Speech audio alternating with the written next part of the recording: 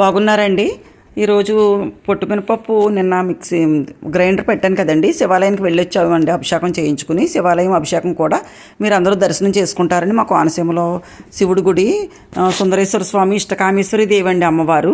మీకు వీడియో పెట్టానండి శివాభిషేకం. తప్పకుండా కోనసీమ అనూష్ కిచెన్లోకి వెళ్తే తప్పకుండా శివాభిషేకం మీకు దర్శనం చూడొచ్చండి. కళ్ళతో చూస్తే చాలా మంచిది కదా. మనం ఎవరైనా చేయించుకున్నా మనం కళ్ళతో చూసినా చాలా మంచిది కదా, అదృష్టం.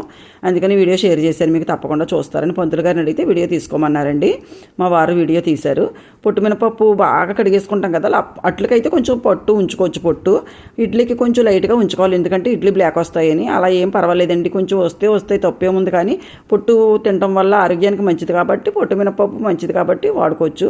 నిన్న కరివేపాకు పచ్చడి ఫ్రిడ్జ్లో పెట్టానండి. నిన్న వీడియో పెట్టాను కదా మీకు, వీడియో షేర్ చేశాను. కరివేపాకు పచ్చడి మాకు కరివేపాకు అయినా అల్లం పచ్చడైనా కొబ్బరికాయ పచ్చడి అయినా, కోనసీమ అంటేనే కొబ్బరికాయ పచ్చడి కదండి, చాలా ఇష్టం అండి. కరివేపాకు అల్లం పచ్చడి అయితే మా అత్తోరింట్లో బాగా అలవాటు మాకు అందరికీ. అందుకని మా పిల్లలకి అందరికి కూడా బాగా కరివేపాకు, మా అత్తయ్య గారు వాళ్ళు బాగా చేస్తారు అల్లం పచ్చడిని. అందుకని అక్కడ బాగా అలవాటు అయిపోయినాయి మాకు అవి.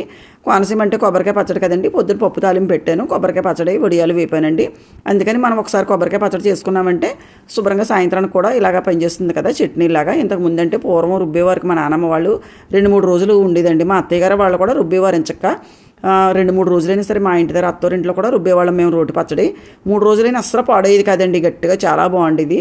ఇప్పుడు మిక్సీలు వచ్చేసినాయి, ఇంకా అన్నీ బయట ఏమీ ఉండట్లేదు. ఒకవేళ మనం బాగా ట్రై చేసి వేడి నీళ్ళతో వేసుకుని జాగ్రత్త స్లోగా గట్టిగా రుబ్బుకుంటే ఉంటాయి. కానీ ఎక్కువ 3 రోజులు అలా పచ్చళ్ళు ఏమి ఉండట్లేదండి ఇప్పుడైతే. మరి ఏమిటో నాకు తెలియట్లేదు. ఇప్పుడు ఏంటంటే ఇప్పుడు కలర్స్ ఎన్నో వేస్తున్నారండి. హోటల్కి వెళ్ళిపోతున్నారు కదా పాపం, అస్సలు తెలియట్లేదు.